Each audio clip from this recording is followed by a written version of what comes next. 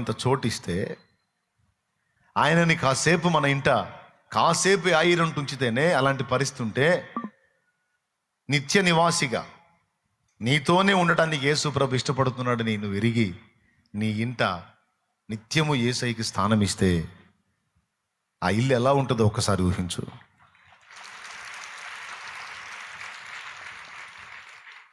ఈరోజు ఎన్ని గృహాలలో ఎన్ని కుటుంబాల్లో నిజంగా యేసు ప్రభుకి హృదయపూర్వకంగా చోటు ఇవ్వబడిందో ఆ ఇల్లు ధన్యం, ఆ ఇల్లు ధన్యం.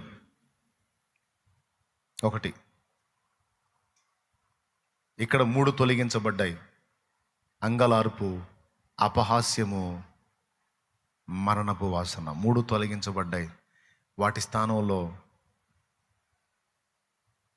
అంగలార్పు దగ్గర ఆనంద ధ్వని, అపహాస్యం దగ్గర స్తుతి, మరణపు వాసన స్థానంలో జీవపు సువాసన.